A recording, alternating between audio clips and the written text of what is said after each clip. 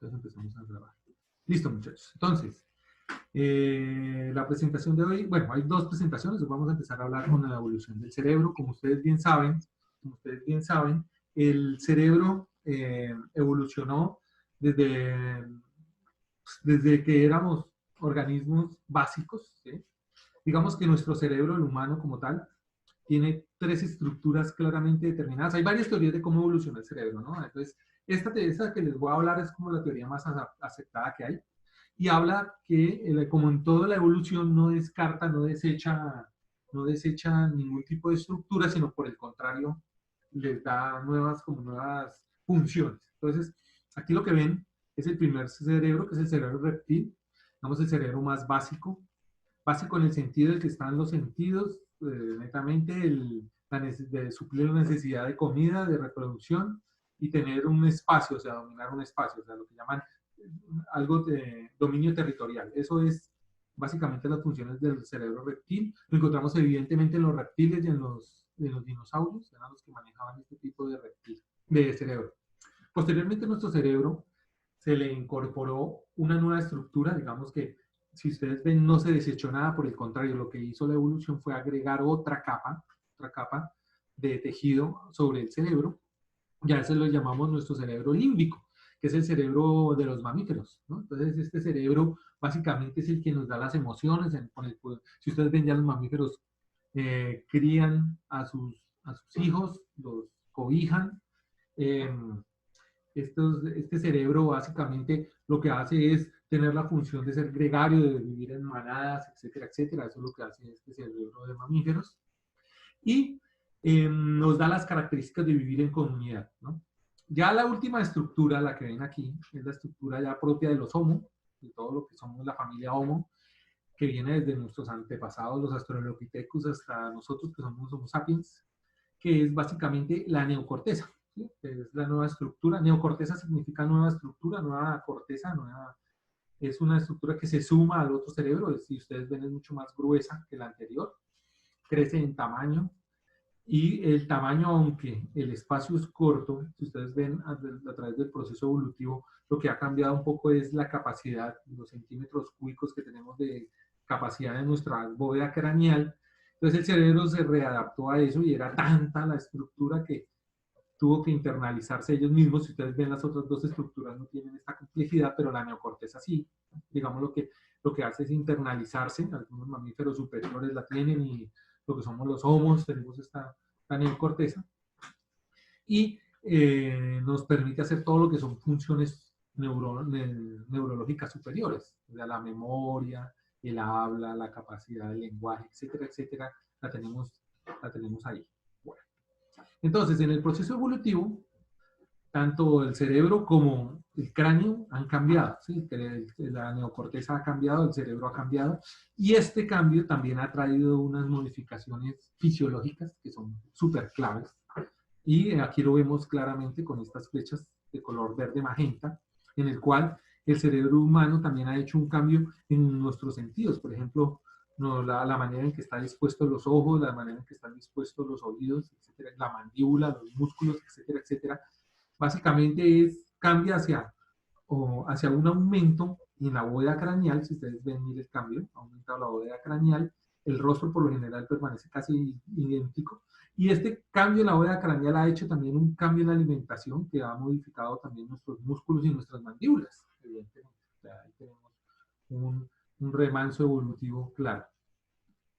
Las tendencias que tiene el cerebro a evolucionar básicamente están dadas por varias cosas. Primero, el aumento en el número de neuronas se traduce básicamente en el tamaño, en el aumento del tamaño. Aquí vemos, por ejemplo, los mamíferos superiores, que es lo que yo les hablaba. Por ejemplo, los delfines, las ballenas, los homos, nuestros primos cercanos, el chimpancé, los monos rhesus, etcétera, etcétera, han tratado a incorporar esto. Si ustedes ven aquí, la rata pues tiene un cambio en su cerebro un tanto diferente. Pero si ustedes ven el aumento en la complejidad, aumenta la cantidad de pliegues por el tamaño, ¿no? Entonces el aumento en los pliegues es directamente proporcional al aumento de neuronas, y ese aumento de neuronas aumenta o incrementa también la superficie cortical. Ahora, esto también nos ha dado una nueva estructuración en nuestro cerebro, que es la regionalización de nuestro cerebro. Entonces ya hay regiones, la región prefrontal, la región occipital, parietal, etcétera, etcétera, ha generado esta serie de cambios en cuanto al cerebro. Y además, el aumento de este tamaño ha dado un aumento en el volumen a través del proceso evolutivo. Entonces, según dicen, en el 2005 nos habla que la evolución de la corteza cerebral ha sido algo que viene hace 3 millones de años, en el cual el humano expandió casi al doble su tamaño. O sea, si observamos el chimpancé o observamos el humano, eso ha cambiado bastante. Eso nos da una diferencia aproximadamente entre 500 centímetros cúbicos a 1600, que es actualmente nuestro volumen cerebral. Eso nos dice que eso ha pasado durante los 3 millones de años últimos, que eso aproximadamente son 150.000 generaciones, y que cada generación debió aportar aproximadamente 60.000 neuronas a ese tamaño del cerebro. ¿Okay? Partiendo de esto, podemos observar, bueno, hay varios autores que nos hablan de los trenes corticales, ¿sí? O sea, ¿eso qué quiere decir? Que la corteza cerebral se origina a partir de dos núcleos primordiales, y que eso, como lo vemos aquí, y que esos núcleos primordiales son los que dan origen a los que se llaman los trenes. Se llaman el tren arqueocortical. Arqueo significa primitivo, cortical quiere decir la parte de la corteza o neocorteza que se formó, o sea, la primera corteza primitiva, ¿sí? Que es lo que llamamos la región perihipocampal, que es esta de aquí, y básicamente se origina en esta parte que sería la dorsolateral. El otro tren es el tren paleocortical. Paleo significa de la era de piedra, o sea, digamos, nuestros primeros ancestros que empezaron a manejar herramientas. Entonces, desde esa empieza a generarse esta parte de la corteza, y es lo que nos permite dar las regiones olfatorias, la parte de análisis, bueno, y otro tipo de cosas del aspecto espacial, lo tenemos ahí. Y obviamente, esto involucra que aumenten lo que llaman las láminas corticales, que básicamente son el aumento del número de tamaño de neuronas y el número de neuronas que yo les venía hablando. Ok, esto nos permite hacer, o permite a los científicos hacer lo que llaman una genealogía de los primates, es decir, empezar desde cuál es nuestro ancestro común y cuando originó un cambio en su estructura que después nos dio origen a nosotros. Entonces, cuando dicen que el hombre descendió del mono, significa estos cambios evolutivos, pero no es que realmente del mono salgamos, sino que se generaron vertientes, y estas vertientes dieron, por ejemplo, uno de los lemures actuales y otro, un lemur que tenía unas características bien interesantes, generó los tazires, que son una especie de monos primitivos que son nocturnos, y otros que generaron a lo que llamamos los homínidos. De los homínidos empezaron a generar varias líneas, ¿sí? Los monos del Nuevo Mundo, los monos del Viejo Mundo, y estos quedaron ahí, y un ancestro de nosotros originó lo que nosotros llamamos los gibones, orangutanes, gorilas, chimpancés y los homínidos. A estos se les llaman los antropoides. Entonces, lo que nosotros llamamos homínidos viene de los gibones, orangutanes, gorilas, chimpancés y los humanos, ¿ok? Como para que tengan claro ese aspecto. Entonces, los prosimios son aquellos monos primitivos, como los tazires y los lemures. Los tazires son monos nocturnos, por eso tienen los ojos, pero algo que es importante aquí, que quiero resaltar, es la disposición de los ojos. Si ustedes ven, los ojos son frontales. ¿Eso qué significa? Que son animales cazadores. Tanto los lemures como los tazires cazan insectos, ¿no? Entonces, tienen más que un tipo de alimentación, es una alimentación de tipo carnívoro, ¿sí? Más que otros prosimios que son vegetarianos. Eso caracteriza un poco lo que va a dar después a la raza humana. Entonces, si ustedes miran los antropoides o los monos del Nuevo Mundo, los de aquí, los de América, son monos pequeños con cola, pero los monos del Viejo Mundo no son así, son más grandes y sin cola. Entonces, eso es algo que es característico en ellos. Como les decía, los del Viejo Mundo son un poco más grandes, tienen colmillos, etcétera, etcétera, tienen más depredadores, por eso el cambio radical. Dentro ya de los primates superiores, lo que nosotros llamamos homínidos, son monos que ya no tienen cola, por ejemplo, que ustedes ven los gibones, orangutanes, gorilas y chimpancés, ya son monos que no tienen cola, Eso significa que ya no utilizan la cola como base para mantener el equilibrio, pero mantienen ese aspecto de vivir en los árboles y de colgarse, ¿no? Que es algo importante. Esto también da de que, por ejemplo, aunque el gorila es netamente vegetariano, los chimpancés no lo son, por ejemplo. Los gibones, los orangutanes y los gorilas son vegetarianos, pero los chimpancés son más omnívoros, ellos sí comen carne, ¿ok? Y esto es lo que nos genera cómo se hizo la formación del cerebro. O sea, si ustedes ven esta gráfica que les estoy mostrando, es cómo se originaron en las eras terrestres, cómo se empezaron a originar partes del cerebro, ¿sí? Tenemos netamente como un reloj biológico, millones de años, y vemos que el humano es la última parte, el último segundo en este reloj. Pues para que se den cuenta que este cambio en el cerebro ha sido un cambio muy rápido comparado con los cambios en el cerebro que hubieron antes. O sea que ese cambio nos va a originar esos pequeños aspectos. Ok, bueno, no es tan importante. Un cambio radical, un cambio importante que vemos aquí es, por ejemplo, la formación. Cuando el cerebro va cambiando, el humano va cambiando y nos va a dar origen al bipedalismo, o sea, a ser bípedo, ¿sí? Lo bípedo nos permite caminar en dos pies.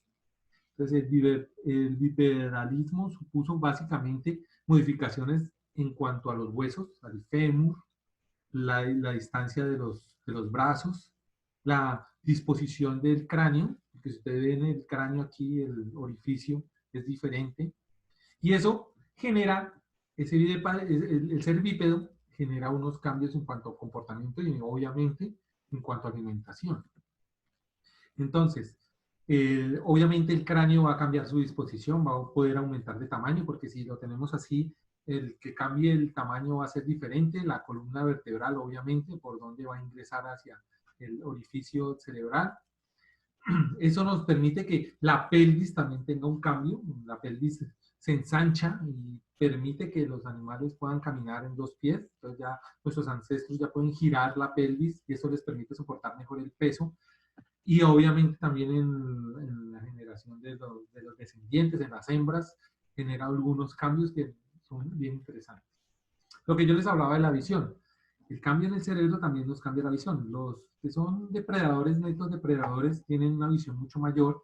Nosotros somos una visión estereoscópica, ¿sí? Más que nosotros vemos a lo profundo. De esta manera, obviamente nos da una percepción más compleja y detallada de las cosas. Entonces, nosotros éramos depredadores, pero a la vez éramos presas. Entonces, eso nos permite uno garantizar que vamos a identificar los alimentos, pero obviamente vamos a tener lo que llaman los puntos ciegos, ¿no? Que no lo tienen otros depredadores que nosotros sí.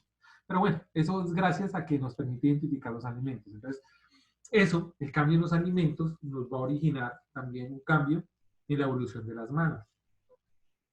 Como ven ustedes, el babón, el orangután, el chimpancé y el hombre, si ven, las manos cambian porque el pulgar es lo más importante. Digamos que nuestro pulgar viene de los babuinos, que son unos monos del viejo mundo, que si ustedes observan, no pueden anteponer el pulgar, ¿sí? Como si lo hace, por ejemplo, el humano, que antepone el pulgar, y eso nos permite agarrar las cosas de una manera diferente, ¿cierto?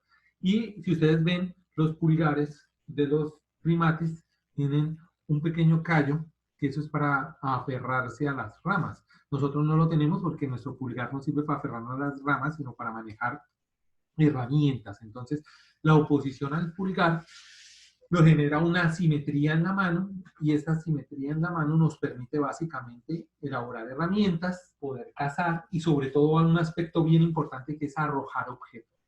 Eso es algo importante. Nosotros desde el principio hemos arrojado objetos, ¿sí?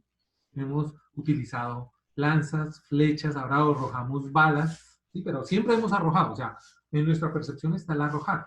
Y eso también hace un cambio en el hombro, ¿no? Entonces, nosotros podemos golpear, como batear. Ese hecho de batear es un efecto evolutivo que nos da. Entonces, el empezar a lanzar piedras, lanzas, flechas y ahora balas, eso es un efecto evolutivo en nosotros.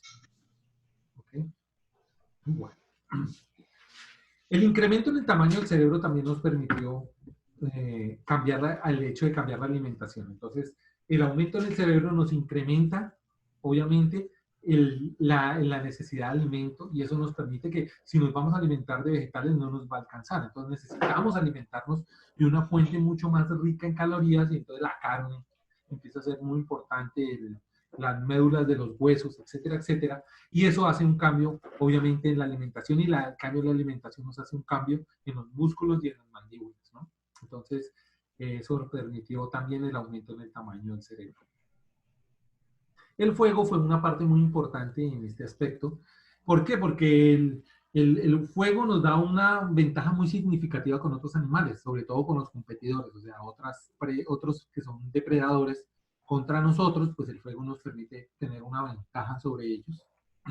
El control del fuego nos permite también controlar la producción, perdón, la producción de alimentos. O sea, ¿cómo hace producción de alimentos? O sea, cuando tú cazas, tienes que comerte la carne o si no se pudre, pero el cocinarla permite que la carne pueda durar un poco más de tiempo, y eso también genera un cambio en nosotros. O sea, el cocinar el alimento permite de alguna manera que el alimento no tenga que consumirse tan inmediatamente, sino que pueda consumirse tiempo después, y eso nos da una gran ventaja sobre otros depredadores. Eso permite además que tengamos una organización social, y es lo más importante. El hecho de vivir juntos nos permite también cazar juntos, y el hecho de cazar juntos va a implicar varias cosas. O sea, un carácter social significa que va a haber jerarquías, o sea, va a haber una persona que va, o un integrante del grupo que va a ser el alfa, digámoslo así, el que va a dominar. Hay otros que van a sufrir o subyugarse ante él, pero nos va a permitir que en grupo podamos tener, uno, capacidad para poder alimentarnos; dos, que si alguien es enfermo otros lo cuiden; tres, también va a haber una selección reproductiva, porque los machos dominantes son los que se van a reproducir, que eso viene de la mano con lo que hemos visto de sexualidad, y eso genera esa división, genera también un trabajo, y ese trabajo va en el futuro a generar en el desarrollo de la cultura, y la cultura va de la mano asociada con el lenguaje, ¿no? Que es un aspecto que vamos a ver el otro semestre. ¿Eso qué quiere decir? Que el hecho social nos da un aspecto cultural, y la cultura nos da una comunicación o un lenguaje que es bien importante en el conocimiento humano. Eso también permite que se puedan generar tareas, ¿no? Y esas tareas están de la mano con la fabricación de herramientas. Entonces, la fabricación de herramientas, aunque no es exclusiva de los humanos, porque hay algunos primates que utilizan herramientas, los chimpancés utilizan herramientas, algunos monos también utilizan herramientas, algunas aves utilizan herramientas, pero eso de tener papeles que se deben cumplir dentro de un grupo, pues dan también la practicidad de tener habilidades para crear herramientas. Por ejemplo, en este caso, como ustedes ven aquí, las flechas, los pedernales, ciertas herramientas que pueden generar filo, nos pueden permitir utilizar esto como un arma, o para acceder a carne más rápidamente y para que otros depredadores no lleguen, etcétera, etcétera. Y la fabricación de herramientas es el primer paso para que la familia Homo, o sea, muchos los humanos, empecemos a caracterizarnos de otros animales. Entonces, el desarrollo de las armas nos permitió, obviamente, poder adquirir fuentes de alimento muy ricas, por ejemplo, la carne, ¿sí? Poder obtener además pieles, etcétera, etcétera, porque las herramientas nos permiten tomar la piel y aprovecharla, etcétera, etcétera, aunque nosotros no tengamos colmillos ni garras, ¿no? El cerebro nos permitió de alguna manera generar nuestros propios colmillos y nuestras propias garras de una manera mucho más externa. ¿Listo? Y eso también, el hecho de tener armas, nos da una ventaja sobre otros depredadores, que nos permiten tener asociaciones en el hecho de podernos mover más fácilmente sobre ciertos territorios, y eso permite también una velocidad de desplazamiento del humano mucho más amplia. Bueno, entonces, ya entrando aquí en esta exposición, quiero pasar de una vez a la siguiente, muy rápidamente, que es como tal el proceso que nos dio a la evolución humana, ¿no? Entonces, la evolución humana parte de lo que ya les había dicho de esto. Eso hace aproximadamente 3.5 millones de años. Parte de lo que yo les había dicho, todas estas actividades que yo les mostré surgen principalmente en esta región africana, ¿sí? Si ustedes ven, es la región oriental de África, sobre esta parte que es la parte más tórrida, ¿sí? Por eso se habla Por eso los primeros humanos o los primeros mamíferos humanoides de los cuales se tiene contingencia se llaman Australopithecus, porque esta es la parte austral, es decir, donde hay estaciones en África o pseudoestaciones, es en esta zona. Y aquí es donde empiezan a encontrarse los primeros fósiles que se les denominan humanos, que son los Australopithecus y los Ardipithecus, que son una especie de humanos primitivos que nos permiten decir que de aquí empiezan a aparecer los humanos. ¿Por qué? Porque digamos que un Australopithecus de estos es al cual pertenece Lucy, que es un Australopithecus que ya podía ser bípeda y que tenía muchas de las características que les estaba hablando anteriormente en cuanto a evolución del cerebro. Entonces, estos Ardipithecus y estos Australopithecus son la base, pues, del proceso evolutivo humano, ¿sí? Como lo vemos aquí, que empiezan a generar después otros antepasados que básicamente hacen parte de nuestro linaje y que evolucionaron de esta manera. Entonces, el control del fuego, el que sean bípedos, el uso de herramientas, etcétera, etcétera. La parte cultural, lo de los entierros, se me olvidó hablarles, ¿no? Que nosotros ya como humanos empezamos a enterrar nuestros muertos, a ponerle flores, a tener un sentido ya de la muerte. Pues eso nos busca. Bueno, chicos, de aquí sé que se nos va a acabar el tiempo, entonces voy a parar un momentico y voy a ingresar de nuevo, ¿ok? Entonces voy a parar aquí y ya empezamos de nuevo porque se me va a cortar de nuevo la señal, ¿ok? Entonces cierro y vuelvo Ok, en un momento. profe. Ok. Ok.